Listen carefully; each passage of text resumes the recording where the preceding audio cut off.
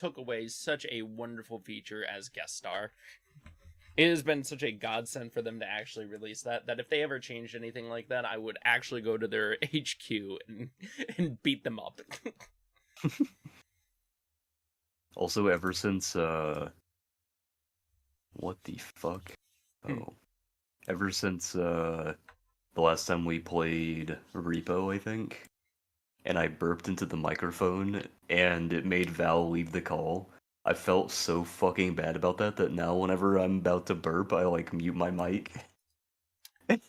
Wow, I can't... Because I'm so used to, like, doing it with you goobers, and then you're just like, dude, that was fucking disgusting, man, what the fuck? And then you guys do it as well. I didn't know that it was something, personally, that they didn't like, so I'm just happy to know about it now. Because I know I was a burpy boy also in front of Val at times, so I feel better about it. Yeah. Adjusting behavior like, damn. to make people better is always an easy task. Yeah.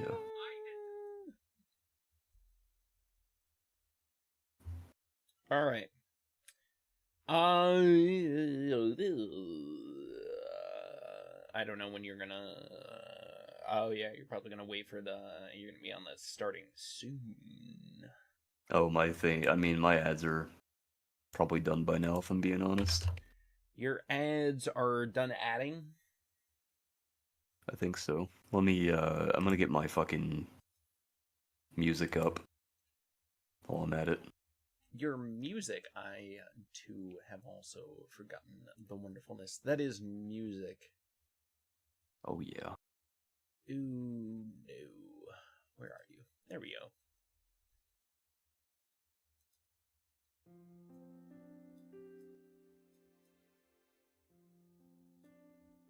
Perfect. All right. Wait. No. I'm not starting. I mean, mine's actually been going for a little bit, so I don't care. Oh, has it actually? I mean, yeah, I didn't. Damn. I know, get played. Well, I started the recording just in case. It's only been going for like 3 minutes. It's okay. That's understandable. I'm trying to, like, I don't know where the... I have to go in my fucking... I have to go in my YouTube history now. Scroll all the goddamn way down. I can't believe I can't. Oh, I found it. I can't even see this goober over here. He's just a PNG. I just see a little flashy flash of his icon. I don't even see him. He's not even VTubing right now. I forgot that sometimes it does this.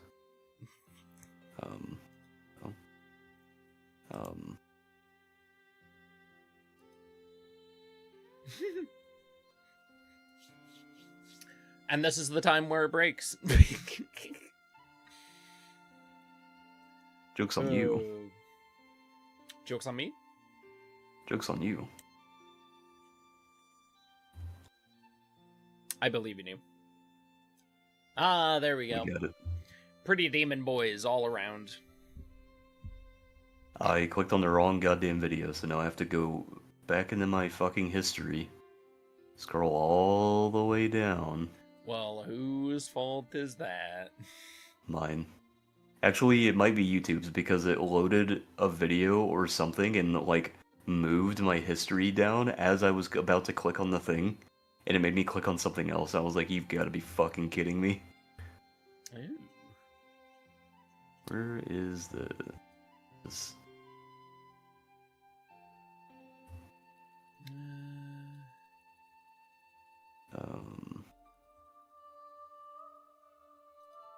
YouTube, are you fucking broken? Where is this video at? It could be. It might just be. Oh my god. There it is. It's gonna blast my eardrums. Okay, we're good. We're good? We're solid? We're Gucci? More solid than my shit on a Monday afternoon. How's it going, everybody? Welcome to the podcast. That's a terrible intro. That's god-awful. That's the worst. I mean, it didn't even really start an intro either. It just really started up heated with a conversation we were having. I didn't even really intro it, so I guess that's better than anything, but I guess it's also not better than nothing. Look, man. Listen. I'm listening. We're fine. The other two goobers aren't even here yet, so we can introduce ourselves. True. We're the two professional ones here, and by professional, I mean we're at least the two live ones. Also true. Welcome back, everybody, to this wonderful shit-stained podcast, apparently. Back with... Welcome. With my wonderful, my wonderful buddy and partner in crime, Asmo Fett, and I am Fooly Perishable. I feel like the meme where it's the one dude with like, is this a Butterfree right now? I held a position for a second with my hand open. I mean, it's just like, that's a goddamn. I mean, hey, my last design was a moth, so, you know. Could this be a moth? It's just a picture of me now. God, I love that meme so much. It's so fucking good. Did I tell you I'm growing my hair out? I mean... I think we talked about it a couple days ago, actually. That's how hair works. Shut up. Shut up, alright? God damn it. Oh my god. Oh god. It's funny, Kazu is not here, so I gotta be the one making these jokes. He's gonna double down on the fucking... I gotta double down. I'm growing my hair out, well, I hope so. Anyway, what have you been up to this week? Oh, fuck. Hold on. The best way for me to tell anybody what I've been up to is I've been playing games like usual. But what the games I've been playing, that's the better question. Fuck. I've been waiting to see if I'm getting into the ARC thing yet. It said I have priority access to be invited, and I might get invited, but it still never sent me a code or anything. Yeah, I signed up for it on the Steam page as well, and it was like, we'll let you know if you get access. I was like, okay, cool, I guess. I mean, you could just give it to me now. That would be nice, right? Please? And then Marathon, I've just given up hope for that. Yeah. No, I got access to Marathon, but I've been hearing bad things about Marathon right now. I have also been hearing bad things, which is why I'm kind of like, eh. We should also specify, it's not bad because Marathon is currently bad. It's that Marathon is technically in very early stages of development, like early alpha. Yeah. So most of the ground and various other things are not currently within a state that one would probably think would be in what you would want to see right now, especially from a company like Bungie. Also, it's Bungie, so I don't have a whole lot of faith, if I'm being honest. I have more faith now that the one CEO is gone. Now that there wasn't a man constantly spending corporate funds on new cars and shit that he didn't need, I have a lot higher hope in at least whoever's still there. What the fuck happened to your camera? What? Holy shit! I gotta take a picture of this, hold up. That is so fucking funny.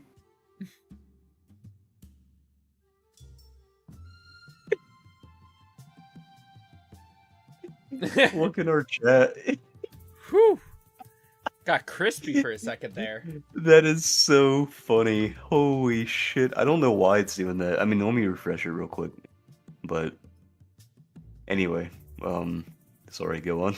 I just saw that and I was like, that is too funny for me to ignore. I've been playing some more Lies of P. Me and our other boys have been playing some more Golf with Your Friends. Let's see. The other night, me and Levi played some Power Wash.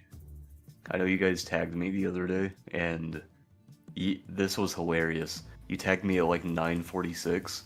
I literally crawled into bed at 9, and then fell asleep around like 9:20. So it was like 20 minutes off. from when I passed out. Man, this goober. And the only other thing that we played was Dark Souls 3. You straight up look like you're out of a fucking 16-bit video game right now. That's hilarious. Holy shit. Gaming expert has become the game. I'm falling apart at the seams. I don't even think it's anything on your end. I think it's just like, probably like, I don't know, fucking netcode or something. It could be something. It could be. I know it was storming here, so who knows? Maybe the lines are getting interfered with a little bit.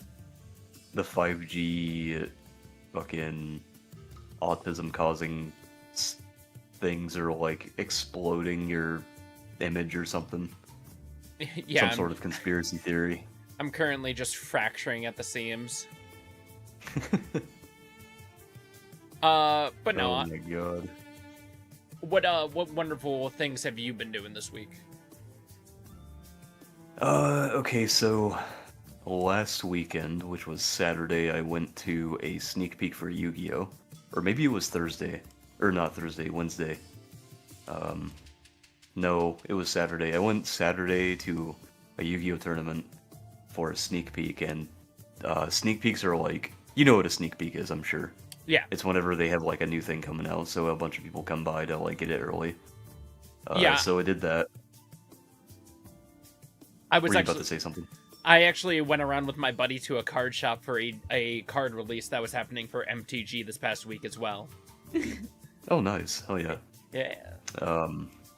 So we went to that. I got second place, and it sucked because they didn't play out finals. So because my tiebreakers were worse, I just got second place instead of first, which sucked ass. And then also, they did a really weird thing where they did a raffle to give away a playmat to a random person.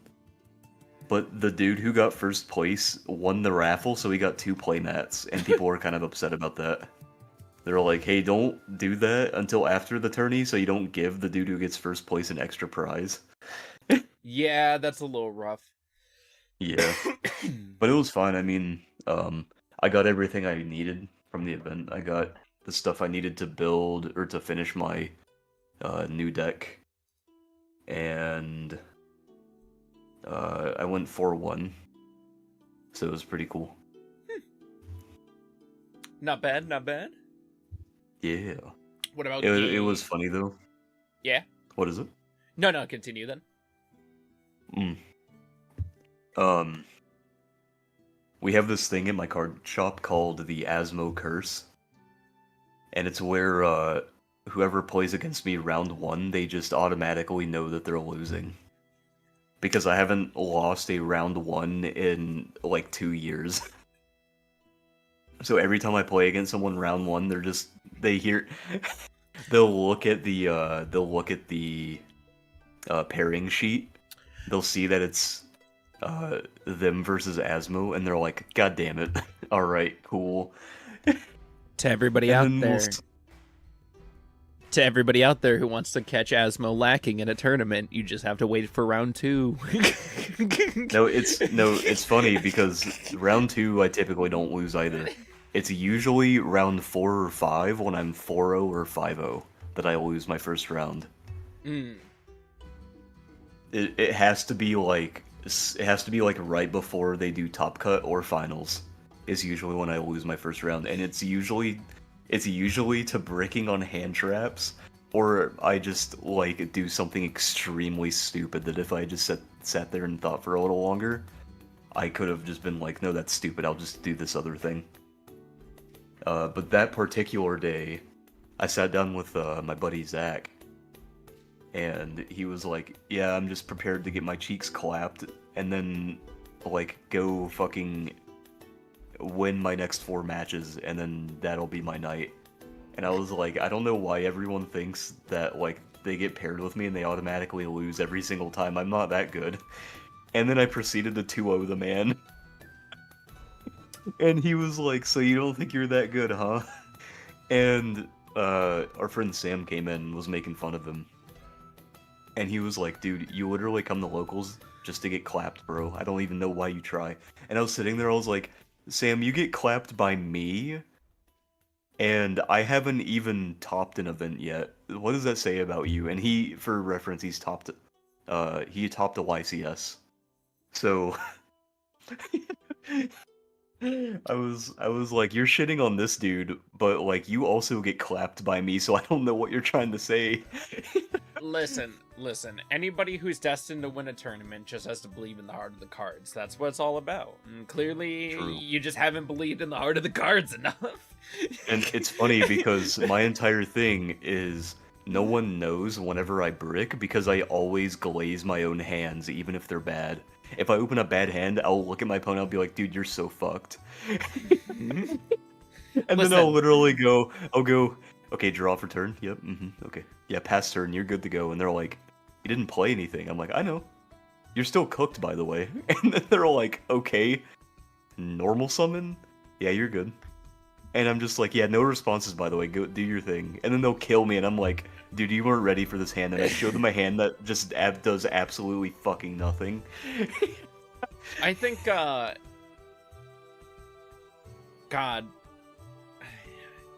I just don't try to build decks that lead to failure. If any of my decks lead to failure, I eventually just, like, I playtest each of my decks to such a fine degree that the moment there's a point of failure, it has to be such a rare occurrence that I have to be, like, mana screwed or something. I feel like in Yu-Gi-Oh, bricking is you're way more susceptible to bricking in Yu-Gi-Oh than Magic, because, you know, in Magic you get mana starved, or you can get, like, too much mana in Magic, right? But in Yu-Gi-Oh, you can genuinely just open too much non-engine, which is essentially the same as, like, being mana-starved in Magic. But the issue in Yu-Gi-Oh is there's no mulligan, and also you're forced to run less cards with more bricks. My only problem with Yu-Gi-Oh is that when everybody decided that there was going to be a source of power in the world, Pokemon was like, we're gonna make energy cards and they're gonna be able to you use them to fucking cast abilities or whatever. And then fucking Magic was like, that's gonna be how you summon your creatures. And then Yu-Gi-Oh was just like, you know what? The numbers practically don't mean anything, the stars kind of mean things, and there's also going to be other systems where things just don't make sense to you. No, you know what's funny? So Magic has the land mana system where you place a energy on the field, right? So your lands are your resources? I'm playing Cookie Clicker with Magic. Yeah. And I click it and I get the cookie and I spend the cookie to bring out the creature. This is my favorite way to think about it. With Magic, your energy are like actively what you play and what you control. But if I don't collect all the Dragon Balls, I can summon like a 1 or a 4-star pretty easily. But my god, if I need anything higher than that, I better be willing to sacrifice. Yeah, so with Magic, your lands are your energies, right? That's how you play the game, is you need mana. In Pokemon, your energies are pretty similar to your lands, but it's like a middle ground of Yu-Gi-Oh! And Magic, where the energy you place on your Pokemon can become disposable. Yes. By retreating or your Pokemon dies. And then in Yu-Gi-Oh, your hand is your mana. So if you run out of cards in your hand, then you can't play anymore. Usually. Sometimes there are decks where like you dump your whole hand and you play in your graveyard. But those decks aren't normally good. And it's easier to stop them than decks that utilize their hand. My main problem with Yu-Gi-Oh! Is when they viewed bringing monsters into the game. They were cooking with fusion. And then right after that, argument again? No. I'm gonna cut it so much shorter. We literally just should have stopped at fusion. I actually love all the summoning mechanics. I think that they all have and serve a good purpose. I don't think so, because then you're playing different card games. Because when we only had fusion, nobody used fusions. Fusions were really bad when we only had fusions. Because it was stuff like Joey's fucking baby dragon alligator sword fusion monster, and nobody played it. It was literally like summon skilled dark magician past turn. You're just scared of catching this polymerization over here. I'm actually not afraid of a polymerization, unless you're like, okay, modern day polymerization decks like Branded are kind of scary. But if it's like GOAT format and you activate Poly on me, I'm gonna sit there and I'm gonna go, dude, what the fuck are you playing right now, man? I think truthfully that's why whenever I talk about Yu-Gi-Oh, I'm pretty much okay with each of the summoning mechanics that they slowly implemented into the game up to, I want to say, probably Synchro. I think Synchro and Tuner was perfectly fine, XYZ was perfectly fine. I just think that Pendulum, we went too far. I don't even think Pendulum went too far, because Pendulum hasn't been good since 2017. That's like almost a decade. I feel like at this point, you're now just playing different generational summoning games. I mean, that's what Arc 5 is about. Did you watch Arc 5? No. So the way that they tie all the different... Who watched anything after GX? Damn. That's crazy, because Arc 5 is actually my personal favorite. Because it ties in all of the summoning mechanics and makes them, like, make sense. So in Arc 5... They were going off the rails when they got on motorcycles. Don't you fucking lie to me. No, but Arc 5, Arc 5, all of the different summoning mechanics are different universe versions of each other. And the overarching villain, whose name is Zark, is literally a combination of all of them, which is what pendulums are. I just miss the good old days when, like, Time Lord would come out and age the dragon, because for some reason Yu-Gi-Oh! Card effects didn't matter. We're all making up things. Fuck, Time Lord. I actually played against a Time Lord player at locals in the past, like, 3 years. That deck fucking sucks, by the way. They literally go, normal summon a man, set 3 pass, and you're like, okay, I'm gonna you know what it is? Activate this, and they're like, yeah, go ahead. Cards... The deck just doesn't do anything. You know what it is? Cards used to just do things. Now you have to write an entire debate and thesis for your actual deck before you can duel someone. And then it's an entire debate session on who's winning with how many card descriptions are popping up. And then at the end of it... I feel like you would enjoy playing Stun. I think you'd enjoy playing like Barrier Statue Stun or Charmer Stun. No, because they're viable. You literally go. No, you remember the Barrier Statue cards? You know what we just need. I just need Yu-Gi-Oh to admit they were wrong and that they're going back to square one. Why would they do that? They're popping off right now. No, they're not. Everybody hates the card branch. What the fuck are you on about? They suck absolute dick. That section of Konami makes so little money in comparison to the others now. Yu-Gi-Oh has never mind. The Pachinko division is less right now. Yu-Gi-Oh is the most successful card game right now, though. I thought it was Pokemon right now. As far as numbers. Is it, though? Because I'm pretty sure several other card games are having a better time starting up now because of how little success the other main ones usually are right now. No, I mean, One Piece is doing good. Lorcana's doing good. I mean, a lot of card games are doing good, but Yu-Gi-Oh is still, like, the #1 right now as far as events and stuff. Product sales might go to Pokemon right now. I know Yu-Gi-Oh was in first place for a little bit there. Pokemon. I think Pokemon's beating out Yu-Gi-Oh in sales again. And I think the reason that Yu-Gi-Oh was beating them before was because they were trying to get a stranglehold on scalpers. So they were like reducing what's it called, like where and when you could buy product. My god. I'm looking... Dude, I gotta pick up a Lorcana deck at some point. I accidentally got Bria Lorcana deck, so I need to pick myself up like a Hercules one or something. Lorcana looks really cool. It's honestly a lot...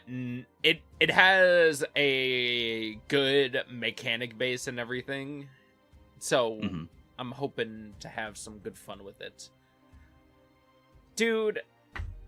Everybody is complaining about, like, the new MTG because they keep doing crossovers. But recently they released the newest pack, which everybody has been enjoying with how the cards inside of it and everything. But God, I was inside the shop. Collab? God, what was...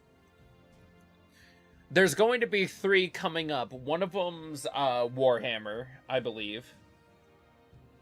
Another one's Final Fantasy 7. I think they're probably doing that because they're probably... It's kind of like the Fortnite thing where they're like, if we bring in more IPs, then it's going to attract more players. Yes, and I think it's perfectly fine for them to just actually have crossovers and everything. I see no problem with it, but I do agree that they had a lot of crossovers, then they didn't have a major patch for a while till the recent one. Like an actual, like, official release. You don't want to add too many crossover IPs before adding, you know, an actual set to your game. People want to keep having the universe expand. Yeah. Spider-Man's another one of the upcoming ones. Oh, sorry. It's Final Fantasy, it's Marvel Spider-Man, and Avatar: The Last Airbender. Those are very different. Yes. I would be happy with nearly all of them except for Spider-Man. I just hate Marvel going everywhere now. Marvel doesn't need to be there. Well, when you're, damn, who's the company that owns Marvel? Fucking... I'm blanking. I can't remember. They're, like, massive, though. That's like their cash cow.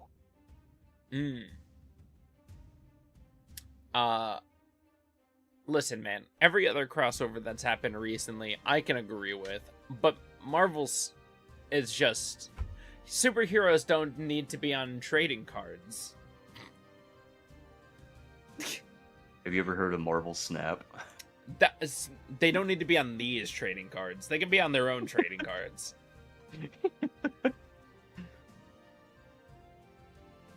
Wait, hold on. With that argument, then technically shouldn't Magic just not be a card game because they have heroes, right? Like Jace. They're not. I'm giving you a. They're not heroes, though.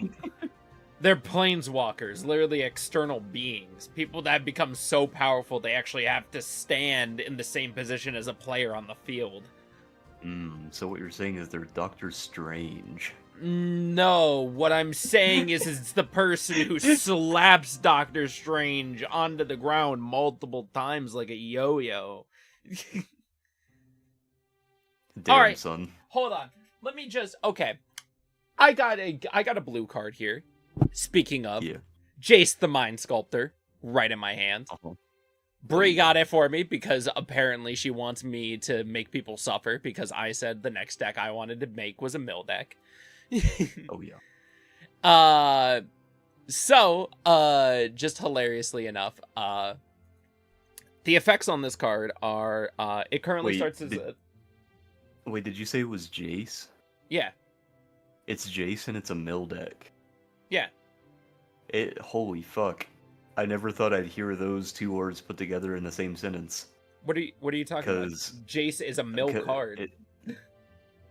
I haven't played with any Jaces that were mill cards. Dude, nearly every single Jace... let me ask what type is he? Is he Blue. like blue? Yeah. He's blue. Yeah. What's the name? Hold on. Jace the Mind Sculptor. Dude, you're about to. Okay, you're about to see why. Oh, is this card new? I don't think I've seen this one. This card has been around for a long time. Oh damn. Jace the Mind Sculptor. Dude, you over here talking about Yu-Gi-Oh complexity when in Magic your opponent can literally whip out a card from like Satan's ass crack that was made in 1850. Yeah! I should be able to bring out the Dark Magician and he should still be a threat. Dark Magician actually topped last year. Yeah, see? That's what I'm saying. Old cards should be just as valid from the first day that they came out. Black Lotus, besides being overpriced as a card, is still a threat in tournaments. Yep. Blue Eyes is meta right now. Did you read Jace's effects? I'm actually reading them right now. Okay, alright. So, look at the top card, put that card on the bottom. Okay. For three, put 2 cards on everybody top. out there, okay. This is the unequivocal best Jace card for if you're trying to start a mill deck, because the -12 ability has the ability to change the entire script of the game if it ever gets used. Okay, so the way I'm looking at this is you probably have combo cards with this, right? So you probably have cards that exile cards from their library outside of Jace, right? I would just have other cards that would mill it into their graveyard. Oh, okay, yeah, that also works, yeah. Because if you exile their whole library and they've got like 4 cards in hand, if you're looking at a card that's literally just like mill 4 from your opponent's library, you're like, I win. Oh. What if my deck has a card in it that just says if I have 20 creatures or more on the field, I win? That's really funny. I also I've never played with Jace before, so I was kind of surprised because the only Jaces I know were like the normal just like blue control shit, not really like milling, but like let me just look for them. A good portion of the Jaces are good for control, but a good portion of them are also just straight for milling. There's also, like, I think 8 or 9 different Jaces right now. Just the same with, I think there is 12 different Garooks, and I have a deck that has 4 of them in it. How many Garooks in Magic? There's a rule... I played 2 Jaces in Merfolk Tribal, so... Oh, there's 18 Garooks? Hold on. This could not be all Garooks. 1, 2, 3, 4, 5, 6, 7, 8, 9, 10. Shit. There is 10 Garooks in total. Damn. Hot damn. I know that, I think the Omnath I played got banned, by the way. What? Locust of Mana or something? It was like Locust of Rage or some shit. The one where like every time you play a land, it puts a token on the field. I think he got banned. The one that I currently have in my deck says basically I have a free mana bank. And I get a +1/+1 on the Omnath for every mana I had. And at one point I had him at as a +283/+283. Because my green deck produces mana like nobody's business. The reason I'm getting back into Magic also as well is because I saw there was an Assassin's Creed collab and a couple of other things. So I'm just like, fuck. Well, I guess I'm going to collect cards. Mm-hmm. That, my buddy's getting back into it, and Bree likes going against Commander decks. So I guess I'm getting back into Commander as well, which is my least favorite type to play. But I guess... Poor bastard.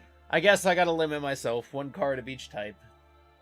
I'm so... Damn, that fucking sucks. Okay, so...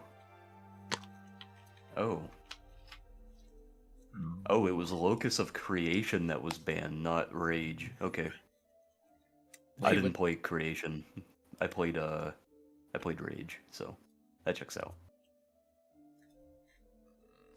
Locus of Creation's busted though. That makes sense that it was banned. So whenever it enters the battlefield, you draw a card, right? Yeah. And then also whenever a land enters the battlefield, under your control, you gain 4 life. And then that happens if it's the first time that the ability is resolved this turn.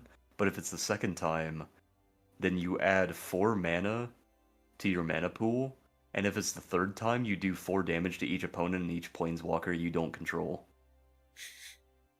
So if you just play 3 lands, you're gaining 4 life, you're adding 4 mana to your mana pool, and you're burning everything for 4. Yep. Which is fucking crazy. Yeah. Omnaths are pretty good. I love elemental beatdown shit. God, you know what I love? I love seeing top cards, and I love seeing Birds of Paradise. It's just so funny.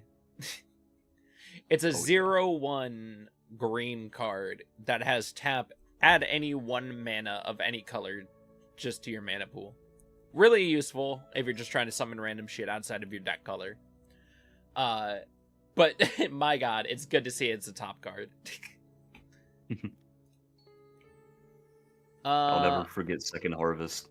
Second Harvest is my GOAT card. Love that shit. I'm definitely going to be happy to build out some new decks and everything. Oh yeah. Because I would go Second Harvest. Yeah.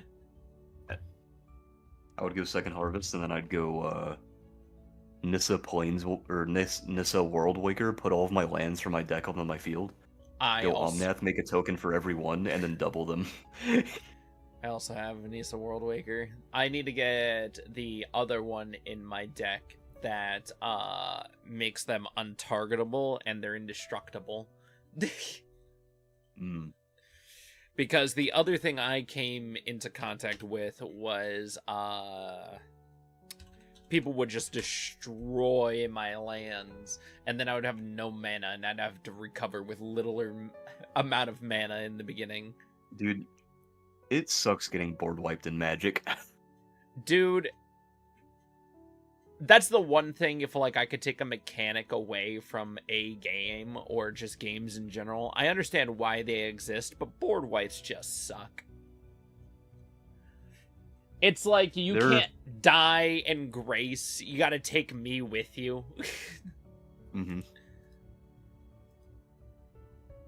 They're okay in Yu-Gi-Oh! Because in Yu-Gi-Oh! You typically have a way to like rebuild your board through them, or you have like a negate to deal with them. Well, Yu-Gi-Oh! Has a limited Magic is like space. And Yu-Gi-Oh! Is all about like making the opponent not play as often as possible. Yeah, Magic can be more of, well, I have 40 cards over here, and you have 40 cards over there. What's the math you're looking at? It fucking sucks getting board wiped in Magic, because there was this one time, it was like a 1v1v1v1. And I had like my full Omnath board. I had like fucking 20-something tokens. I had everything. And I was sitting there and I was like feeling pretty good. Then my opponent used it was a white spell. Maybe it was red, hold on. White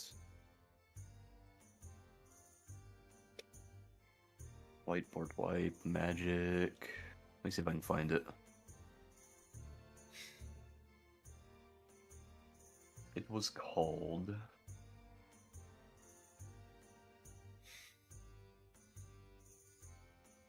Ah, yes. It's Nissa who shakes the world. Her -8 is you get an emblem with lands you control have indestructible. As well as search your library for any number of forest cards, put them onto the battlefield tabbed, then shuffle.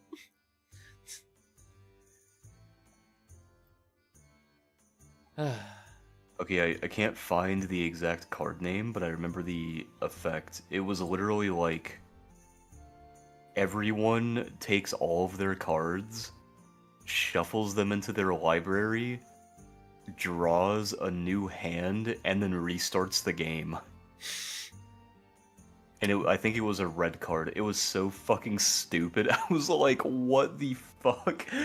I love it when there's just an imposed rule that you can just throw at everybody written on the card. It's so goddamn funny. I love it when shit like that goes down. Yeah. I also got hit by a blasphemous act before. That was fun. Because a bunch of the cards from the D&D set were like unglued and everything, they're not official. But my entire deck's purpose was I need to roll like 100 in total amongst all the dice. Dear God. And that's just the win condition. I don't even try to focus on goddamn combat or anything. I'm just sitting there rolling dice. Just like, don't pay attention to me. I'm fine over here. Oh my God. A friend of mine wants me to try out the Star Wars TCG as well. Maybe there's too many card games.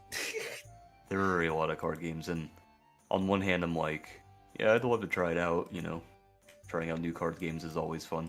But I don't think I'll stick with it. Because I've tried out so many card games, and the only ones I really stuck with were Pokemon Magic and Yu-Gi-Oh! And it's because I have, like, history with them, you know? Yeah. Like, when I play other card games, like Dragon Ball, I don't really have history with Dragon Ball, didn't really give a shit about Dragon Ball. I wanted to play Bakugan, but nobody else wanted to play Bakugan with me, so I was like, okay, I guess I'll go fuck myself. Hold on. He's gonna go grab his Bakugan stuff, I just know it. What you're acting like I have a Bakugan just ready. I genuinely can't make it out because it's pixelated. Is that Drago? It doesn't look like Drago. It looks like It's one of the little scorpion ones with the knife tail. Oh, I think it was literally called Scorpio. It's got 510G on it, and that's pretty stellar. That's like, holy shit, that is like first run. Yeah. That is like literally first run because the later ones, yes, went up to like fucking... The later ones were like 1,000. Yeah, the like second variations in the second season when they're fucking... Yeah. And we had mechs and shit all over them. Yeah. You equip them with mechs and like have fucking legs on them and stuff. Not only do I have to roll a ball perfectly, now they want me to roll an accessory at the ball perfectly so it can be... Or there'll be like a little thing I have to slot the accessory onto them. Because they have little nubs now. That's the cool thing about those, is that they were amazing, the fact that you could evolve the toy on the battlefield. Just let me throw this cube on the back of this motherfucker, give it some cannons. The new game is a lot of fun. What was this game that I thought it was similar to? Damn, I can't remember the name. But you have like magnetic tiles, and you and your opponent build a board together before the match starts, and the tiles have mystery markers, but when you land on them, you flip them up to determine what buff or debuff you got. So you can literally have like, your deck will be filled with debuff tiles, and you'll just give all of them to your opponent, so whenever they roll, if it sticks to one, they get debuffed. Huh. It's so cool. I was, Everyone told me, like, no, dude, what the fuck? That's a kid's game, bro. You're rolling a toy onto a fucking mat. And I'm sitting there like, brother, we literally play a game that gets censored by 4 kids. And you're calling this a fucking children's game. Like, get the fuck out of here with that, bro. Are you serious? Can we appreciate... Bakugan was fucking awesome. Can we appreciate that every morning Yami had to put up with the fact that that's just how Yugi dressed? In just, like, full leather? Like, this small punk kid with a soft voice always dressed like he was into BDSM. Okay, but let's be real though, right? No one's complaining. It was so funny. If anything, it was better for him. It was. Him transforming into Yami only made him hotter by the fact that Yugi dressed the way he did. Mm-hmm. I was laughing. You can't tell me that, like, you look at the dude that just whooped your ass, like, from fucking Kansas City to Oklahoma, and you see him dressed in, like, full leather suit, and you can't sit there and be like, this dude's outfit is trash. You have to sit there and take it. You just have to sit there and be like, God damn it, I can't even be mad. He whooped me in, like, full fucking attire. I'm just saying this right now. If a frothing weevil character like the bug user threw my fucking Exodia over into the water, I would literally throttle and murder him on that boat. Theoretically, cards hold actual power and rarity in this universe. There's not another Exodia. Mm-hmm. It's gone immediately. They resolved the threat of Exodia instantaneously. Like, but because of the magic of the cards, do you think they just washed up on a beach and they should have just been recovered by some punk kid later on in the series and used in a different duel and eventually made them their way back against Yugi and he had to beat Exodia? Realistically, it's weird because I think that the cards in the Yu-Gi-Oh anime are, like, indestructible. Right? Because they were playing with those shits without card sleeves or anything. And they were fucking mint. They were just straight every time. I wish that they had that same. I wish they were made of, like, plastic in real life or something, so that you could bridge shuffle them. Imagine that. Oh, God, I would love for very, like, you know what I would want? I would want like titanium cards. I would want something lightweight and thin. I want something that I can give a real shuffle to. I was laughing because I found a variant of the Nisa card I was talking about earlier that just has her replaced with a frog, and I was laughing about it. Oh my god. God. While we're still waiting for those other nerds, tell me about Expedition 33. How much of it have you played? Okay, so Gigi's in chat right now. Gigi was here when I was playing it. Like Saturday or Sunday. It was really good. I literally got on the boat to leave for the expedition. I was about an hour and 10 minutes, an hour and 20 minutes in. And as soon as I got on the boat, the moment that the boat, like, went through the portal or whatever, my game crashed. Ooh. It was, like, perfect comedic timing. And I ended up ending the stream for that night because I'd been streaming for almost 3 hours anyway. Yeah. But from what I saw, the writing is really good. I was going to put it on English voice acting, but I watched a couple minutes of Critical playing it with the English voice acting. I didn't really like the English voice acting. So I put it on French, because the game is natively French. And the French voice actors, like, they go hard as fuck, actually. They did an excellent job. But so far, the game is really good.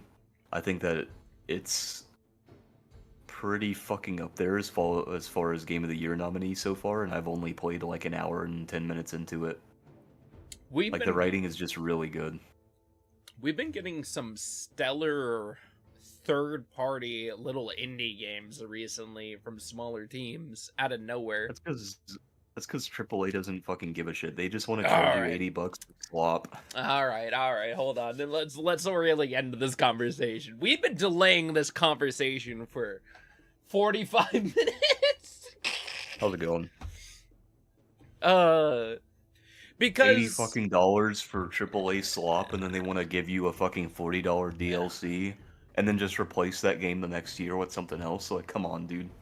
Like, we're also talking about the fact that Xbox has come out and said that they're going to be raising their game prices as well recently to $80. Which is funny because buying their shit anyway. Who the fuck owns an Xbox? Yeah, doesn't everybody just pay for Game Pass so you can play all the games you want for free? Yeah, exactly. Anyways, which is really funny because I guarantee they're doing that for a couple of reasons. Probably like number one, tariffs. Number two, Nintendo. Though actually both of those are probably so we'll put both of those number one. So number two, they want to encourage people to do their Game Pass through PC gaming more, so that they save on the cost end of producing Xboxes. Gotcha. So here is I will, as someone who has a net of a view over the gaming industry and how much I've seen each company suffering with layoffs right now recently, I will tell you the main problem with every large company out there: they grew too big. Every single one of them thought the fountain of money was never going to stop until they eventually grew too thin. The development of everything became too shaky, and nobody could actually make a good product in the end. Things can have certain amounts of quality behind it, but I feel like, truthfully, gaming in the AAA sense hasn't really changed in a while, and people have been feeling it. And, you know, that's why it's so nice to have these what feel like AA studios coming out of nowhere from indie sides, just slamming into the industry with these over-the-top quality games. Did you call them AA? Yeah. They're AA. I don't know. Would you consider? I think the Expedition 33 guys would be considered like not even single A, right? Because this is their first game. Well, I think it amounts to everybody usually. Here's the problem.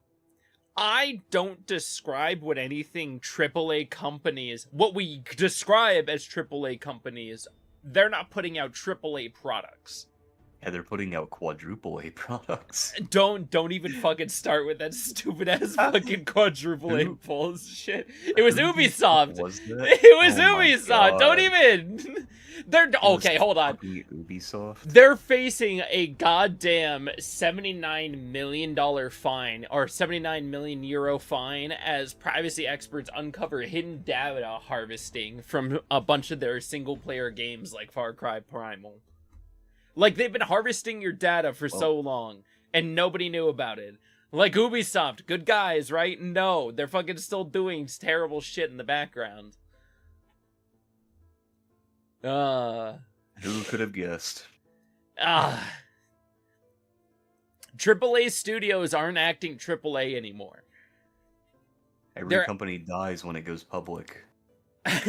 I don't even know if that's necessarily true. I think there could be a company that goes public, but I just need that company to look at the gaming industry and go, this is not like an ever-growing thing. You're investing in us, believing in us. You're hoping that we succeed, but nobody's going to do that. Yeah, that's the issue, is you're expecting too much of not even expecting too much of investors. It's just that investors are fucking stupid. I want people who go into the stock market to keep their humanity on their sleeve, but that's not what the system was designed to be. You put all the responsibility. Infinite growth, baby. Yeah. If that marker on the stock market isn't moving up, then neither is their wieners, I guess. What nobody ever seems to grasp is infinite growth is not possible unless you branch. And you have to branch into the right things, because sometimes you branch into the wrong things, you make mistakes, but that's what's taking risks in business. That's why you have a successful branch that's been being successful, and you branch out into other things, because it's only going to make you a certain amount after a certain point. Yeah, infinite growth is just like literally impossible by every metric, because there's going to be downtime in between profit. I make the joke every single time that Call of Duty had 2,000 people working on it, yet for some reason all the previous ones could have had like 100 people working on them, and they turned out great. So, where are we at as an industry right now? Obviously bloated to an extreme degree, and nobody wants to admit that there's probably just a bunch of people in the higher upper echelon that's being held there for unreasonable points at this point, hogging all the money. Instead, they're letting go all the hard workers that are actually making decent games and all the people that actually care. And then they're just hiring back shoddy codesmen to do whatever sort of work they can. Zach, are we too woke? I think the answer is no. I don't think we can be enough. Seeing... Which is even funnier because for someone... I told Bree... For someone who was like... Sorry, go on, you're good. Mine's just like a stupid thing. No, you'll enjoy this as well. I told Bree the other day, I'm like, superhuman powers do exist. Like, we've already, like... For anybody else out there that actually has some semblance of intelligence, if you actually do study up on the human behavior, you can predict a lot in life. You can really gain people's minds while you're just going through life if you know how people just natively work. And that's what I think is a problem that we have, is that we know how people work, but we also know how deep the industry runs and all the problems, because all the problems have been bubbling up recently. So as we just continue to go forward, it's just more and more frustrating for everybody to go, who knows what the problem is? Maybe it's that people just don't like what we're putting out for some ungodly reason. Just the executives don't give their developers enough time, and they rush shit out to meet a deadline so that their end of quarter sales look good. And then that's like the biggest problem. Inevitably, all the people that actually cared about the series and the name that you were trying to establish leave the company because they don't like the entire direction the company's going. So at the end of the day, you're just a hollow... You're just a hollow husk of the previous games you used to actually push forward because you barely do anything with the previous ones.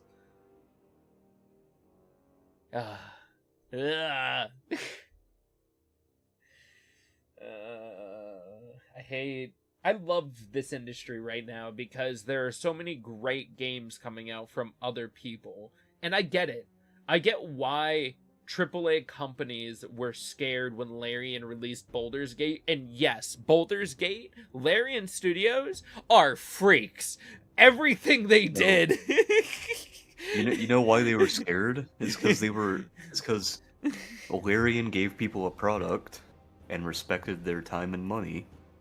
And AAA companies don't like that because they want people to think that their time and their money shouldn't matter nearly as much as it does. I'm trying to tell everybody out there that there are ways for people to not get charged $80 for a game in this industry. And truthfully, the only reason they're charging $80 is because they're trying to justify the overall bloated cost that they've inevitably made their gaming industry. When truthfully, I think they could get away with a lot littler games. You know what's funny too? Them raising the prices to like $80 per game. That's gonna it's just shutting out more and more people the higher they go. True. More and more people are gonna buy the game, or less and less people are gonna buy the games because they just can't meet the price point.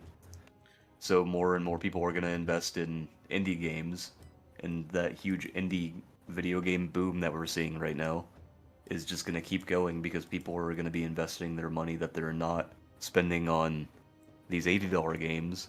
They're gonna invest it in the indie games that are like anywhere from $10 to fucking $40, $50. Which have better quality. I don't know whether Ubisoft stopped releasing the gold edition of their game now because they were trying to be good guys about it, or because they knew the overall cost of their games would eventually go up to a certain degree. And then they would just be making the same a margin anyways.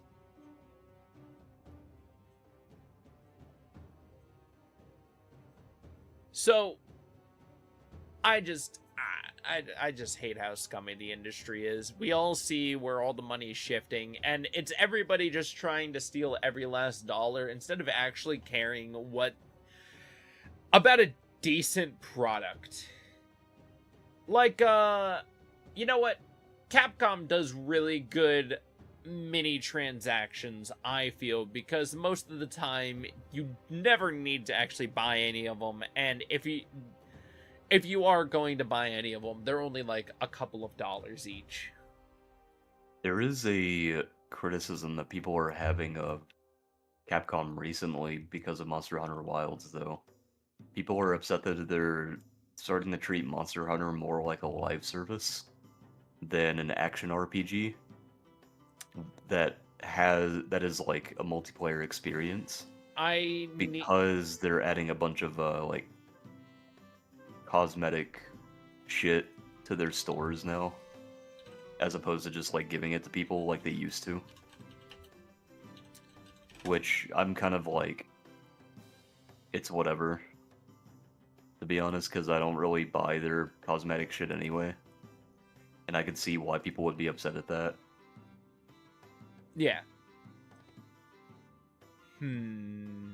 But I'm actually of the opinion that Monster Hunter would benefit from having a catch-all MMO that everyone can play. Because Monster Hunter as an MMO, I feel like would... What's the word I'm looking for? I think Monster Hunter would be at its best when it's an MMO for everybody.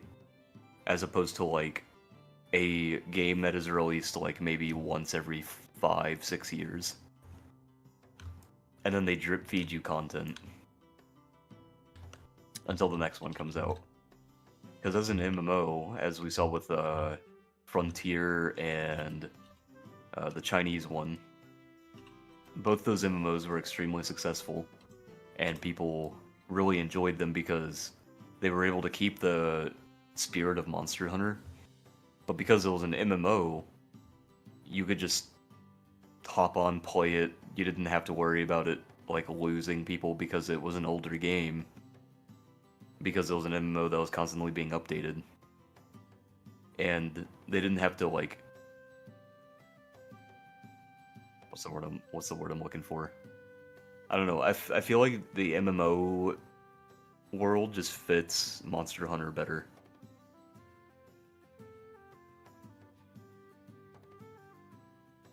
I'm surprised I don't know, maybe Capcom has been getting a little bit more money hungry recently. I could see it. I would have to have well, yeah, I would have to have more and more knowledge of like other games recently as well. Like I don't know currently what's the state of Street Fighter. There we go. Or Street Fighter is a good example of them being money hungry, at least. Because I remember there was a lot of backlash they got for outfits, cosmetics and shit. Yeah. Gotcha. Also, I think that Wild is a great example of Capcom kind of getting lost in the sauce a little bit, because Wild's released unfinished. They didn't have the Grand Hub, they didn't have, like, actually a good amount of content, because they needed to meet, well, quote-unquote, needed to meet their quarter report, their quarter sales report. Yeah. So they released the game unfinished, and they were like, well, we can just release all this shit, like, within the next, like, couple of months, and drip feed it to people, to keep them interested longer. Which I think is scummy as fuck. That's my biggest issue with Wild, is they didn't give us a full game on release, and they drip fed it to us over the course of 2 to 3 months. If they had, like, given us the Grand Hub and everything else, I guarantee, like, if they had given us the Grand Hub, Arc Tempered, Raidou, Mizutsune, High Rank, Zoshia, I guarantee nobody would have been like, this game's too easy on launch. They would have been like, there's a couple of fucking difficult monsters on here. Yeah. but because it released with, like, literally the only hard monster in the game was Gormagala, everybody was like, why is this game so easy? I mean, true. And then they were also like, the only thing worth fighting is Gormagala. Yeah. And I guess by extension Arkfeld, which Arkfeld wasn't, like, super hard, but... To be fair to them, they did add them back in a little bit faster than I think they did, or they added challenges into the game faster in Wilds than they did in Worlds. Oh so, yeah, definitely. I think I want to say that the Spring Festival was around the same time, because if I recall correctly, World released in spring as well. Let me look. I remember they had a festival. Oh, maybe it was the Autumn Festival actually. Hold up. When did MH World release? It was in January 26th. Oh my god. Okay, so it was the Spring Festival that they had after release. Okay, that checks out. Also, that checks out exactly with your timeline, because that means they did take a while to add content to the game. Yep. I have a good gamer timeline, or just a good sense of time. And it also checks out even more because the game was finished on release. Yes. Well, people still had a little bit of performance issues with World on release, but that's neither here nor there. Yeah, I don't really consider that, like... It's the same thing they had to do to fix this game to get it into a more performative state, and it took them probably a little bit longer, I would say, to do it for World, but they're... Again, I will be so excited to see what their third game is going to look like. Also, they didn't have a PC version on launch for World either, so that should also be taken into account. They did get the PC version out immediately instead of a year later. Wait, did Wilds come out immediately after, or was there a release on console first and then? Oh wait, did I say Wilds? I knew what you were trying to say. I was just making sure because Worlds had the year release apart, and then Wilds was immediately. Yeah, my bad. I meant World. Worlds came out like a year later, and Wilds had it immediately. Because remember we all played it day one for Wilds. Yeah. Or well, tried to. My game crashed like 4 fucking times, and I had to load shaders for 4 hours.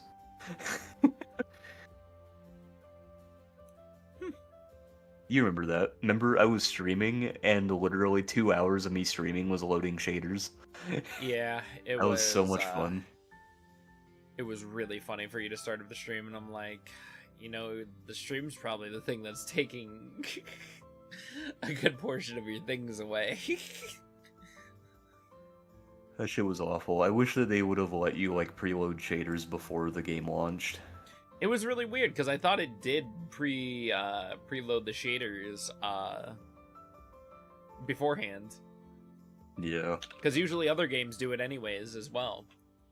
Mm-hmm. No, they were like, fuck you guys, you gotta load these shaders whether you like it or not.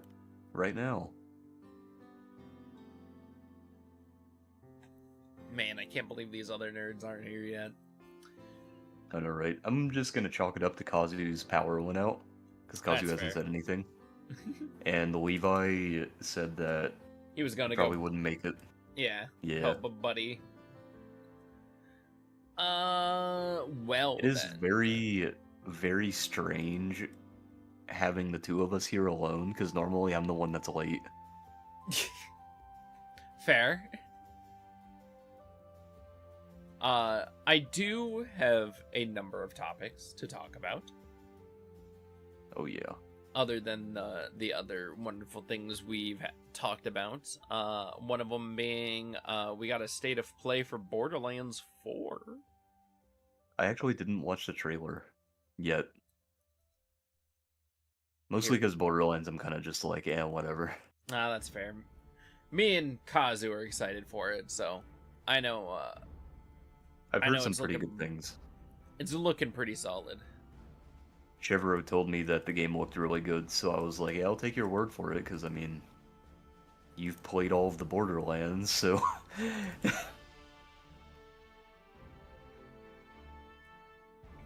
I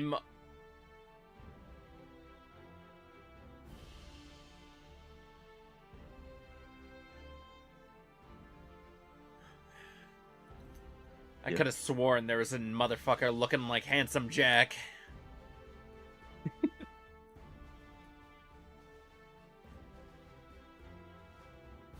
I don't know how I feel if I'm gonna have to verse that motherfucker again.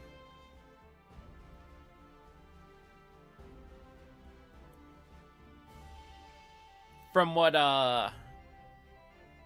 Kazu was talking about, though, a bunch of the things that like we had problems with in the game are fixed for this one. Oh, hell yeah. Like the ease of facing off against creatures again, getting various weapons and stuff. Depending on how Expedition 33 goes when I finish it, it might end up being my game of the year. That's fair, honestly. I don't know what's going to be my game of the year yet.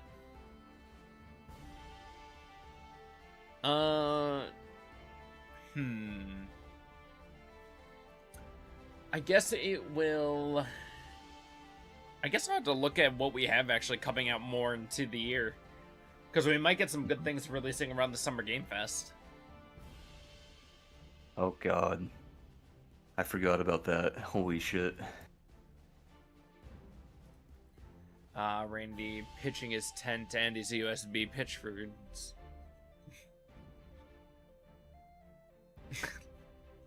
God, what was I fucking going to look up? God damn it. Games releasing this year.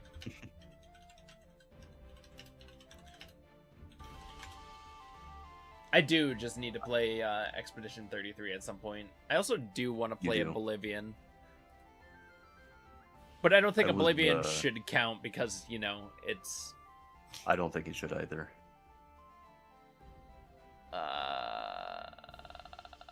Well, I mean, technically it could because it's a remake, and it was such a...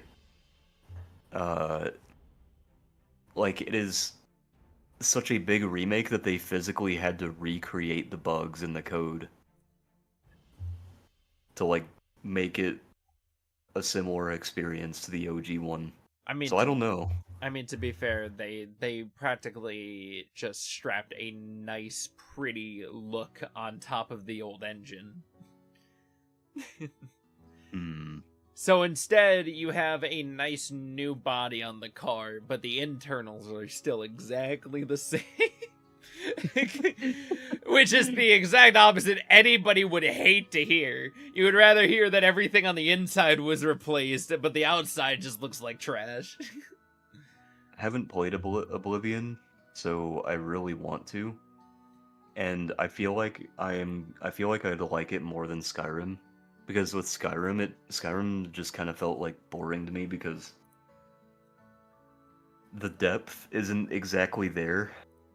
But with Oblivion, apparently you can like do cooler stuff with combat, even though you have fewer like ways to do combat. Like in Oblivion, you don't have like certain combat classes and stuff, but you can use a sword to cast magic, which is the trade-off. I feel like I would like it more because of stuff like that. I really think it depends on how Death Stranding is when it comes out. Wait, what? Death Stranding hits in June. I still haven't played the first one. Wow. You have access to it and the director's cut. This is true, but so do you. So do you, Mr. Man. Yeah, but I have more of a life. Wait, actually, how many days a week are you home? Even if I was working, I'm still home every single day. I might have more of a life than you. I go out nearly every day, though. Ah, damn. Okay, so now we have to, like... Alright, pull out your schedule. What, you want to see the We fact can that fucking... I'm usually gone at least I could be gone either from 3 to 8 hours each day. Yeah, over here fucking like flipping through trying to do math to figure out who touches grass more. I just I'm drove on I just drove out to Hot Pot with Bree yesterday to Cleveland. I'm usually gone Fridays, Saturdays, sometimes Sundays, sometimes Wednesdays.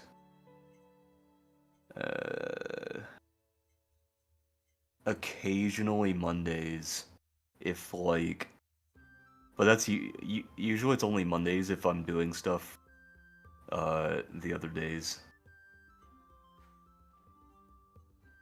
So the most consistent ones are Wednesday, Friday, Saturday. Yeah, I usually just go out every day. Yeah.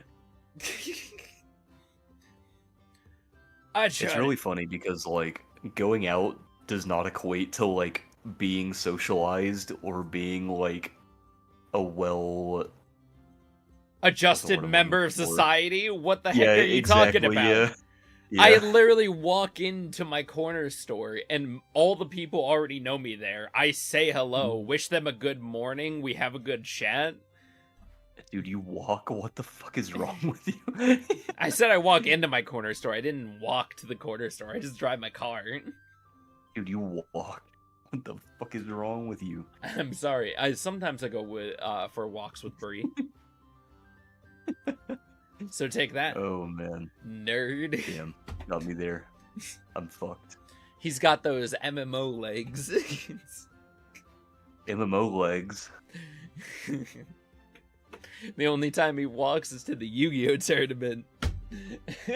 No, actually it's really funny because my legs are like the one thing I do work out. Dude, still. No. For some reason, gamers just have toned legs for no reason. I don't know what it is. It's just something that weirdly happens. It's because I sit all day, so... Well, I mean, not all day, but I sit, like, a good amount of time, so I like to get up and run up and down a staircase for, like, an hour or two, and then... He likes to swing his legs around, kick them in the breeze. Yeah. Because there was a period in time, I think it was during COVID, where I was sitting for so long that eventually my legs started to ache. And I think it was because, like, I wasn't doing anything with them. And I genuinely was like, my legs are gonna fucking fall off. Damn. Yeah, man, I just don't know, what's going to be my game of the year this year. You gotta play Expedition 33. What's released so far? We've already had, like, some pretty solid things release. Kingdom Come Deliverance 2 came out. I've heard nothing but praises from it. Monster Hunter Wilds, of course. Like a Dragon Pirate Yakuza in Hawaii came out, and I've heard nothing but great things about that. Mm-hmm. I've heard nothing but great things for Split Fiction. Surprisingly, Split Fiction. Yeah, it's made by the same people who made the divorce game. Oh my god. What is it? Take Two. It Takes Two. I got you. What other, and, like, Two Brothers, or whatever the other game was. They're really good at making, games where you play with another person. They have really good co-op experiences. Yeah, I got you.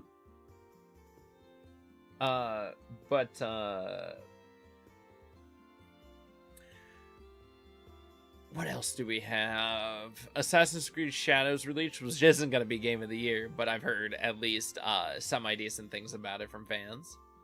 Which is good to at least hear from Ubisoft games.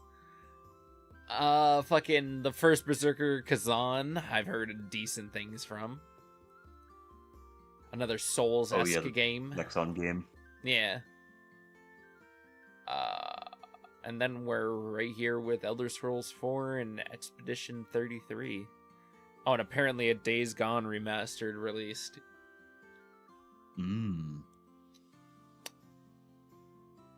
I still haven't played Days Gone. I haven't been the funny motorcycle zombie man. Yeah, I haven't played it either. Other than that, I think we're just waiting for some other amazing things to come out. Doom the Dark Ages looks great. Oh, yeah. Holy shit, I almost forgot about that.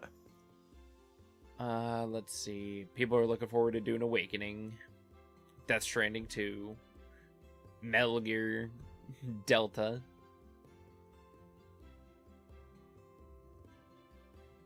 God. Tony Hawk Pro Skater 3 and 4 is going to be solid. Wait, what was Shadow Labyrinth?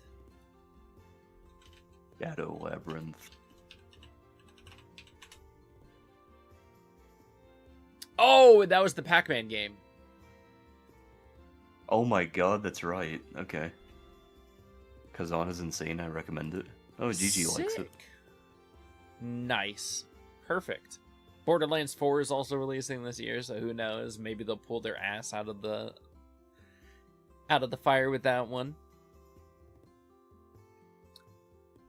Silk Song could do really well as well. But I don't know if it's going to live up to everybody's hype. GTA 6 is also supposed to get announced for a time. And the fact that Borderlands moved up their time frame tells me that it's probably later in the year, in September, that GTA 6 is going to release. So we'll have to see if we can pinpoint when that's going to get teased out.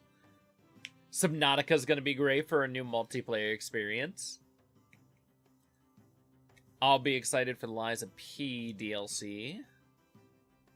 And I think other than that... Oh, no, and Gears of War E-Day. Oh, and if they're actually working on the Gears of War collection, I'd love to just play Gears of War again. Such a good multiplayer fun experience with the boys. I've also never played Gears of War. Little fun fact. Wow. Yeah, isn't that crazy? Wow. Actually, wait, no. I played a single Gears of War game on the Xbox 360, I think. I also want to state that 2 other games, surprisingly, are on their way, and hopefully actually get announced. One is The Outer Worlds 2, because I hear nothing but bad things from Levi and Kazu about the first one. And then Vampire the Masquerade you hear Bloodlines bad 2. things from me, too. Oh, I fair fucking enough. hated Outer Worlds. That game was awful. And then Vampire the That game was Masquerade genuine trash. Bloodlines 2. Let's see if we actually get an announcement date and reveal for that game. Oh, yeah. Hell yeah. Do you think we're getting Bloodlines? The game I have no clue. That's been getting teased and in and out of development hell out of 4 studios. Yeah, I don't know, to be honest. Who knows, man? It might do good, or it could be terrible.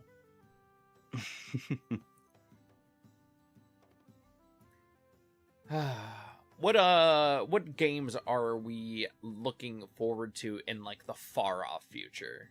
Things that have been like teased, but we're probably like really far off. Like they're not coming until next year. The Mabinogi Eternity update. Ooh. Where they completely remake the game in Unreal Engine.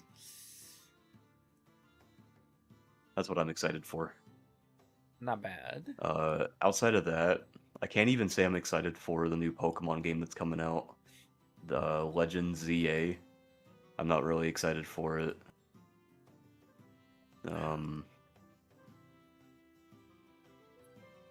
What else is there? I might be excited for Kingdom Hearts 4 whenever that finally gets announced. Very nice, very nice. Now that they'll probably just come straight to PC. Same with Witcher 4. Witcher 4 is going to be sick. Mm-hmm. Elder Scrolls 6, if we get something next year.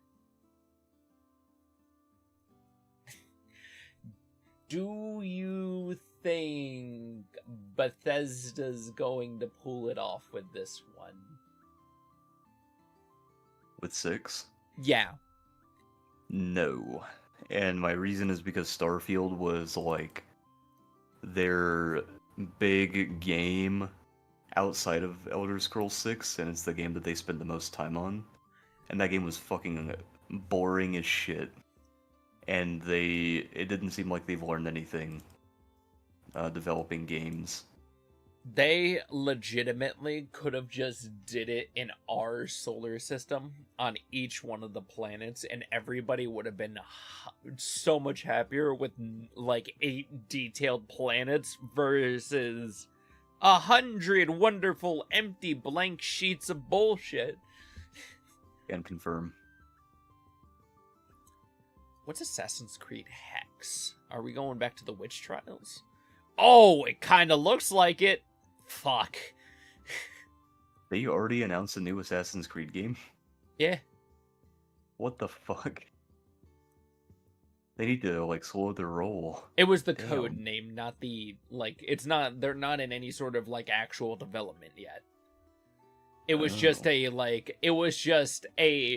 actual thing is just, like, an actual, like, here, hold on. I'll grab the image. Also, GG said, I have about 10 hours on Kazan. I'm dead 37 times, but the game is always nice. Oh, yeah. The teaser trailer gives it away. Hex. Oh, interesting. Yeah. I still want them to just go back and redesign the entirety of how Assassin's Creed works in universe. I would rather them say the tower needs to fall, burn it all down, we're starting back, and we're going to try to replicate this into something better. Mm-hmm. I would rather them go, what if we released Unity, but it was better this time? What I just want is, like, one Assassin's Creed, and it's just a map. And when you choose that section of the map, you can either go to the present or the past. I don't know what the present is doing. I always thought it would be so much better if it was like Watch Dogs when you went to the present, and then Assassin's Creed when you went to the past. Mm-hmm. Because I feel like people moving around... Wasn't that how Brotherhood was? Kinda. Like, what I just wanted was you to be taking down Abstergo in the present while you're going back to the past to fuck up the past. I don't know. Samurai Jack. Yeah, exactly. Oh, man. Oh, God. What else do we have on the wonderful... We already talked about Oblivion. Did you see that they fixed the online sharing for the whatevers for the Nintendo Switch? Oh, did they actually? It doesn't look like dog shit now.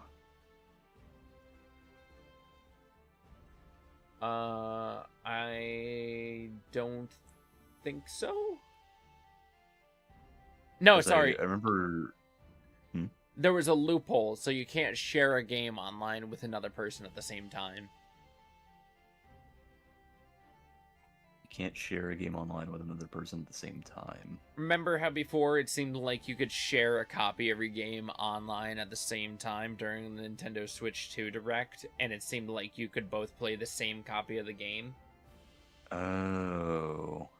Oh, that was unintentional? Or like a rumor or something, I guess? It was a loophole that they didn't intend to be there, and now they're closing it. That's fucking cringe. Damn. Yeah. That would've been cool. But, kind of silly. I hate that it's happening. I don't know why. It's just Nintendo can't let anybody have anything. True, very true. Everybody needs to.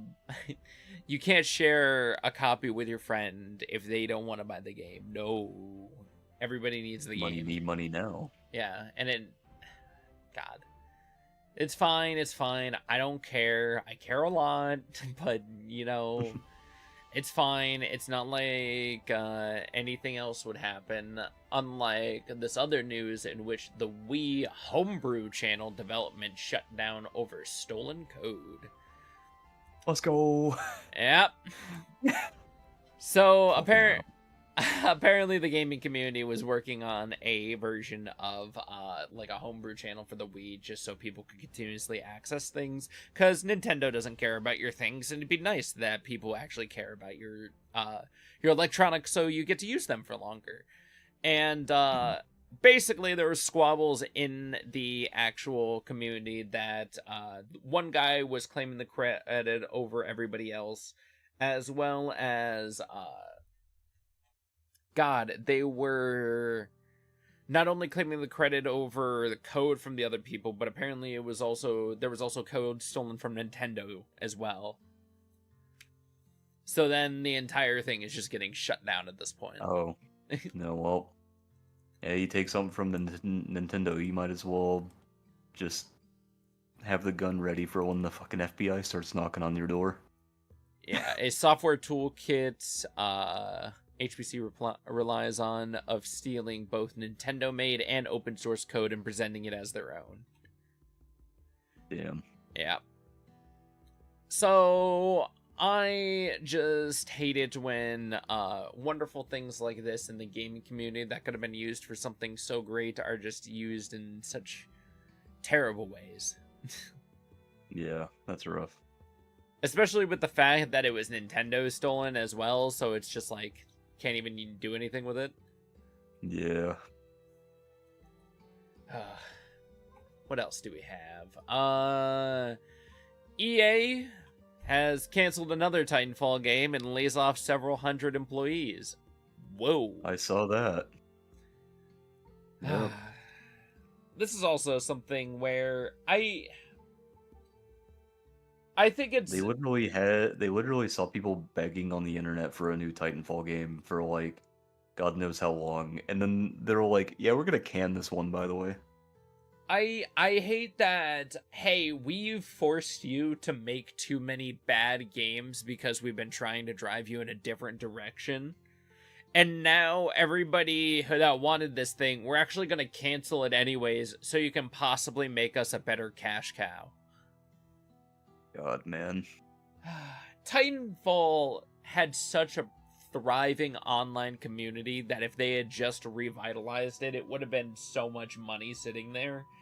The fact that they complained about that, in the campaign, truthfully, if you have never played the Titanfall 2 campaign, you should definitely just... Campaign is pretty good. Amazing campaign, something everybody should experience. It's only about 6 hours, quick to get through. And that game's always on sale. Also true. What else?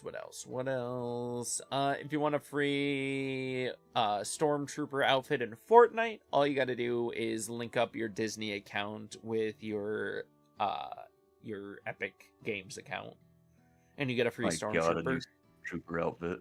Yeah. It's just a default generic looking Stormtrooper too. Let's see, what else do we got? Wu Chang Fallen Feathers. What? It's a game that looks really good. What's it about? It kind of reminds me of another Wukong style game. Okay. Where you're fighting against just various you're using soul spirits and things. Here, hold on, let me get the trailer for you.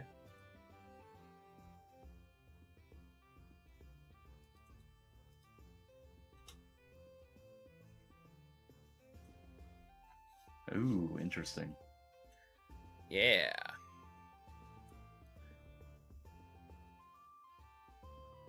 It's a more action-y style game.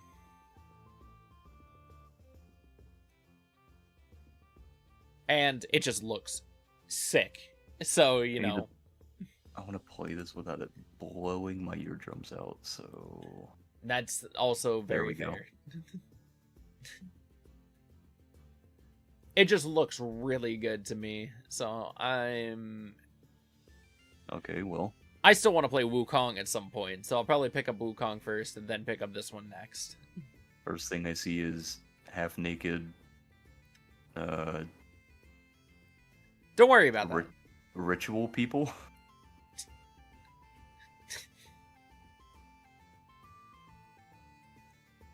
Ooh, this has oh my god, what is this called? This has Neo combat. Yeah. Okay, that's pretty sick. Okay, this looks pretty cool, actually.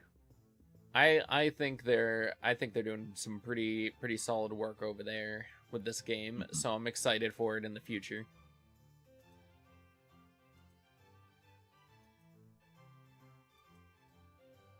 Oh yeah. But yeah, I heard about it like the other day and I was just like, "Oh, hell yeah, I'm going to talk on the podcast about this." It looks pretty good.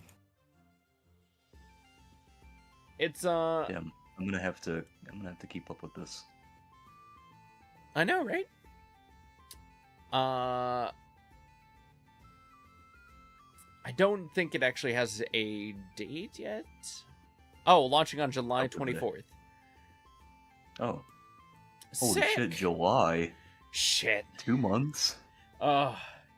Wait, shit. Doesn't Death Stranding come out on the 26th? Shit. That is so funny. You have 2 days to beat it, bud. Oh. Oh, fucking go in, buddy. Just gotta dive. So fucked. Dive on in. Take a break. Listen, if the only benefit that Kojimbo, the marvelous Kojimbo, made it easier for people to get through boss fights that they couldn't beat. God. They were literally like, "Oh, you want to play Death Stranding? Get fucked, bud." What if I choose Wu Chang as my game of the year, huh? That would actually be really funny because that would mean that all of us would have a different game of the year. It'd be really funny. Just like, who deserves to win? Who's next? You decide. Oh my god, I haven't heard that tagline in fucking years. Oh god. Oh my god. Epic rap battles of history. Speaking of epic rap battles of history, 8-Bit Duo busting it out for all of us as they no longer are shipping to the US from China due to Trump tariffs. Yep. Checks out.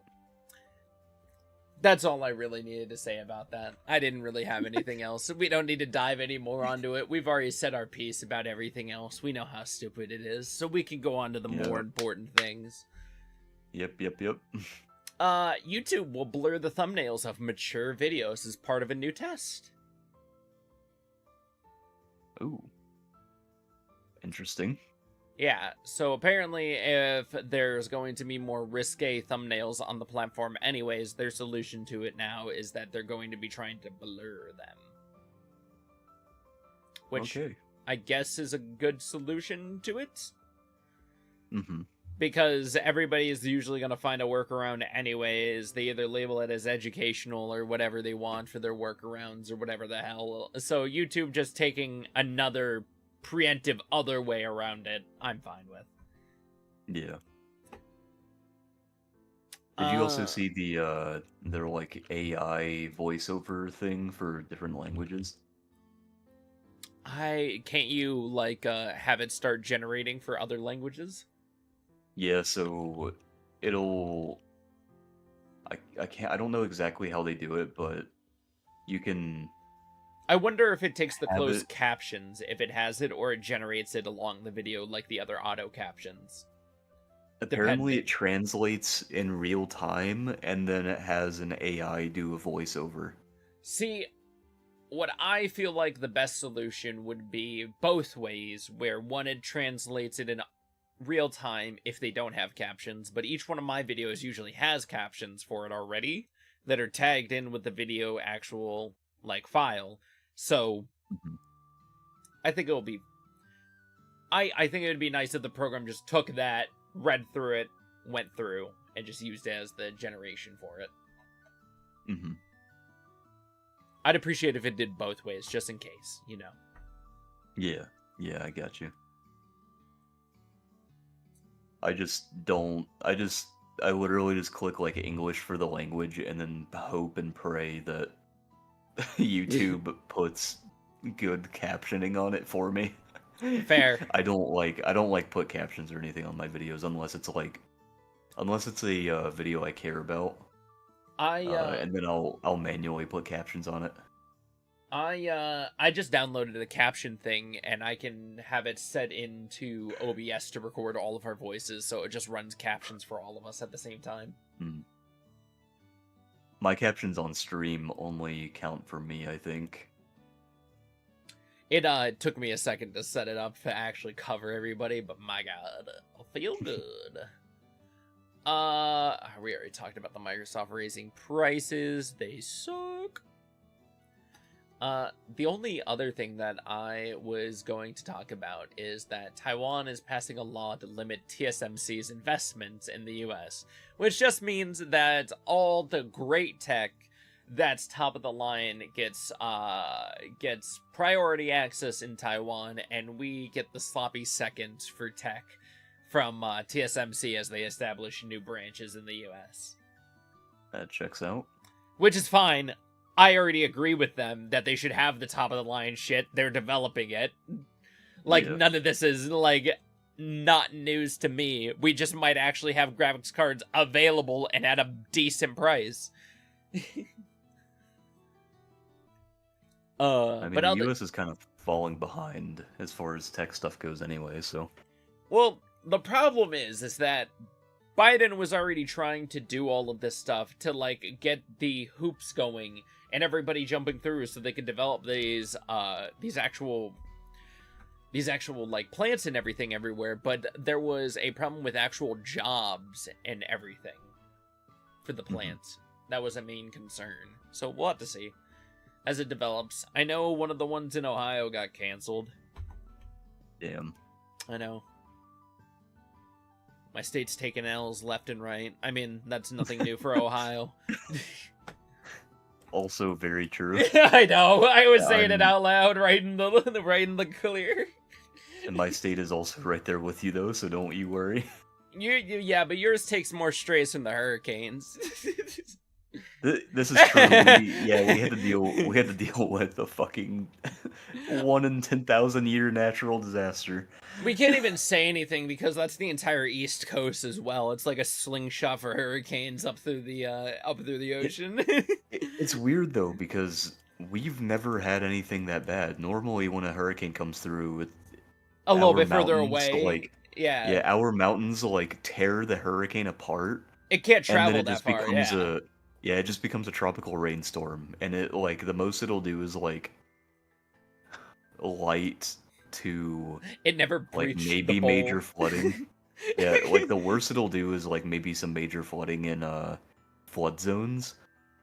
But the fact that we had, like, areas here that are not normally flood zones, even with, like, fucking 20 inches of rain, were flood zones for that exact hurricane. It was like, it was so fucked. You guys had your centennial flood. I don't know what you want. Yeah. I wanted it not to happen. That's too damn bad. Oh my god. That was a good meme. But anyways, I have nothing else to discuss if you wish to call it here. I'm checking my bookmarks. He's booking his marks. There was something I wanted to talk about. Oh, so no. there was a VTuber who... Yeah. This one's actually interesting because this is a VTuber that I kind of knew personally. Their name was Cinder. Oh, They're my a God. pretty popular VTuber. They were and to show you how big this was, they were a co-owner of GamerSupps. Ah, I remember hearing that there's some current drama going on with the GamerSupps. So the drama with GamerSupps prior was that they sponsor people who are very not decent people, and by that I mean there's like a specific one that I can think of. Their name is Kirsch, who is racist, and they lean into the like extremely alt-right like skinhead stuff. Ew. Part of it was they retweeted a thing from one of their fans where their fan had taken a picture of their model or something surrounded by a bunch of swastikas, which is like that's like weird Insane. as fuck. Yeah. Yeah, and they didn't even deny any of it when they were talking about it. They were just like, how was I supposed to know that there was a swastika in here? But they literally didn't. That was all they said about it. And they didn't unretweet it. They still kept it retweeted. So it was like people were fucking like, they're like, dude, what is wrong with you? But outside of that, Cinder was called out for trying to manipulate a variety of people that they worked with and like stepping on top of other creators to kind of like get them to quote unquote know their place in the system. She was essentially just being a piece of shit and like knocking people down trying to get to the top. And when people found out about this, they started talking about their experiences with her. And eventually it just kind of like boiled over until she released a Google document where she blamed everything on her current boyfriend, who is also her manager, and said that he is no longer her manager, and also said that she wasn't at fault at all. And a lot of the apologies she gave were literally just her going, yeah, you know, that sucks, sorry it happened, whatever. It was kind of just like a big ol' like, she just didn't really care. So Shy Lily came out and essentially said, fuck you for being the fakest bitch on this planet. Like, Yep. almost her exact words. And people were like, that's insane coming from Shy Lily, because Shy Lily's one of the nicest VTubers in the industry. Like, she doesn't really, like, go after people. But this was, like, the one time where she literally pulled an Omni-Man. Like, at the podium talking about, like, fucking... the Guardians of the Globe as if she hadn't killed them. So all of that shit happened. So GamerSupps is like, people don't know what's gonna happen with GamerSupps, whether it's gonna be Shy Lily's gonna have a dispute in court with her alongside what's his name? Damn it, I can't remember his name. The other dude who co-owns GamerSupps. Jay Shalat? Maybe? Is it Jay Shalat? I think it's Jay Shalat. Yeah, I think it's Jay Shalat. So people don't know if they're gonna like dispute the co-ownership with her for GamerSupps, and people don't know what's gonna happen with Kirsch, but it's like mega fucked. Oh, and there is also a candle company called Quandle, where they were making fun of the situation by making a candle called It's Just Business, because that's what Cinder said in her document. She just said, it's just business, referring to like all the people that she was stepping on top of to like prop herself up. But the issue with it was they were actually selling this candle and not just making a meme of it. So people were kind of like, that's a little on the nose. These are people that actually had like real issues come out of all of this. So they're dropping them as well. Gotcha. Yeah, and then this is on top of Gura graduating, as well as Mume graduating, and a bunch of other VTubers graduating as well. Gura being like the LeBron James of VTubing, by the way. So LeBron James of the VTubing sphere just graduated on top of all of this.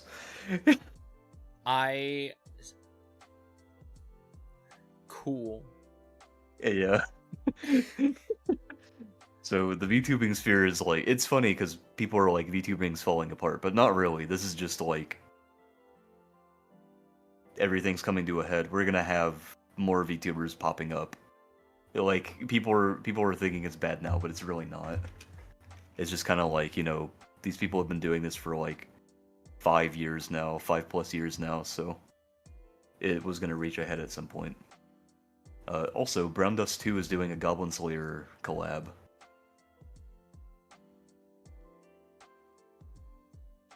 Alright, so let's talk about something that people can actually care about before we end this, and that is 2B Hero X's latest episode was hype. That shit pissed me off again. Why? Because, okay, so, you know the first episode where, I'm gonna try to keep this as spoilerly, or as spoilerless as possible. The girl is laying there and you think she's dead. Yeah. And then the episode ends, and then come to find out, oh no, she's not dead, it was a dream. And then come to find out, oh fuck, now she's actually dead. Yeah. Which, I mean, we won't know until the next episode if she's actually dead or not. Because it could just be like another dream. Which would be really fucking funny, actually. I would have laughed my ass off. But right now it's not looking like a dream. Fun fact, if this is going the way I think the rest of the community thinks it's going to go, we never rejoin this story ever again. We never rejoin the story? Wait, what? We just go off to a different hero, or a different person. I think we go off to the person who shot, Moon. And their perspective in the past and everything. I don't know how I feel about that. Because Lin Ling's story just got, like, super interesting. And I want him to stay the main character. Because, like, he has everything he could ever want now. And everything that the viewer could have wanted for him. So I wanted to explore him now so that he's, like, a tried and true hero. Where he is simply Lin Ling the hero. And this creator is well known for destroying or killing off characters that people really love. Okay, so he's like fucking, damn it, what was the anime called? Akame ga Kill. Yes. Okay. So we're either cooking or he's not cooking shit, is what I'm hearing. Yes. God, I'm looking into the future at a bunch of anime that haven't been announced, and I'm just like, this is shit I've read already. Oh, man. I don't know whether fuck. Huh. I have that sense of dread now, where Why? I'm like, this is either gonna, like, piss me off, but I'm in a, like, a good way. That's like, fair. I'm gonna be angry, but it's good. I'm only gonna be angry because It made you feel things. Yeah, exactly, yeah. How dare I'm you either make gonna me be feel my angry- feels? Yeah. It's gonna be like the solo leveling thing, where, like, it ends on a cliffhanger, but for this example, it's not like not because I wanted to see the action, like, right then and there, but it's gonna be because I won't be able to feel the emotional impact until next episode. Yes. And that's why it upsets me. That's fair. I can't blame you. I'm just sitting here waiting for them to finally announce when Campfire Cooking is going to premiere this season, because it's pissing me off that I haven't figured it out yet. Is it supposed to be on Crunchyroll? Yes. Interesting. And it's supposed to release at some point this year, but they have not guaranteed what season it falls on. And I don't I mean, the think last campfire cooking took place during winter, right? I Like canonically in the anime. I Because don't weren't they camping out on a mountaintop or something? Or am I thinking they of a different anime? You're, I believe, thinking of a different anime. I believe there could have been a winter area, but I'm pretty sure most of them are just regular areas. Because when he leaves the kingdom, it's like regular. It's like summer, maybe Oh, I spring. am thinking of Laid Back Camp. Ah, That's what it is. Okay, cool. gotcha. Yep. I'm just looking through all of these not announced animes yet, and there's so many. Hot damn. Anyways, This season's cooking though. It's a good season. Oh yeah. It's been I won't say it's been disappointing or anything so far. I need to get into Lazarus. Been enjoying To Be Hero X. There have been a couple this season that disappointed me though. Fire But Force thankfully is it was like whirling up. immediately. Yeah? Oh yeah, Fire Force is airing this season too. Forgot about that. I've heard good things about Vigilantes. I want to watch it at the same time I don't, because I'm kind of just like, I don't really care too much about My Hero anymore. That's fair. I've been watching The Unaware Atelier. Mm-hmm. Just a little romp of an anime where the dude just fucking builds buildings out of nowhere. Oh my god, that one's actually been a fun watch so far. I'm glad I started watching it. I thought it was gonna be like just straight up garbage when I started watching it. And then I was like, actually, this is like kind of funny to watch. It's just so wholesome. They're just trying to take care of him. They're not even telling him, like, hey man, you should take this room. You should be the one to stay here. I mean, like, he's not even gonna be here for a while. Like, it's just one of those, like, stupid, goofy anime that you can watch and kind of turn your brain off to. Yeah, it's like, I hate getting hurt, so I maxed out my defense. It's a fun romp that you're just enjoying for character, good vibes. Yeah. I like him coming into town. Man, they still haven't finished the wall.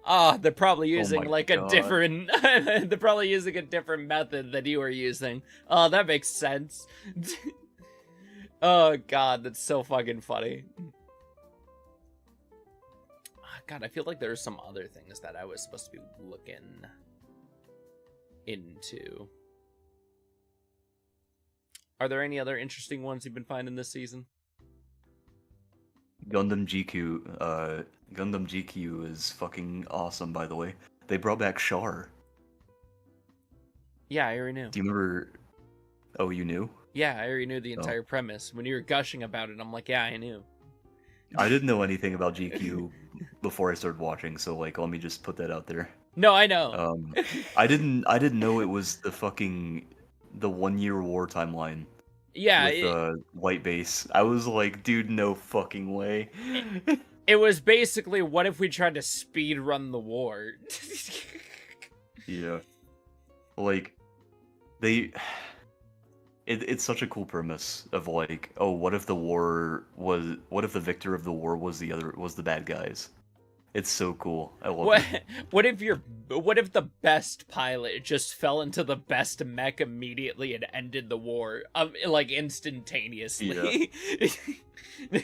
Although it did disappoint me because I saw Char and like I was sitting there, I was like, dude, when do I get to see Sazabi? And I saw them raid the complex, and he looked over at White Base, and I was like, yeah, okay, this is the time where what's his name, like, Ray? Yeah, Ray hops into the mech. Yep. So I was like, okay, well, is he gonna... No? Hits you with the reversal. Char's just gonna take the mech, I guess. Okay, holy shit, alright, well... I already knew that it was on an alternate timeline from the universe and everything, so it was just really funny to me. You were like, holy shit, I wasn't expecting this and everything. And I'm like, you weren't? That's what everybody couldn't shut up about in the Gundam fucking fandom. Dude, yeah, no, I had my moment. I was like, this is awesome. I And can't. then they painted it red. I was like, dude. It's so funny because it's such like an instantaneous like flip of the script and victory. Mm-hmm. So good. Other than that, I think I'm good. If you're good as well. I think I am too. Yeah. Adios, everybody. Have a good one. Thanks for coming.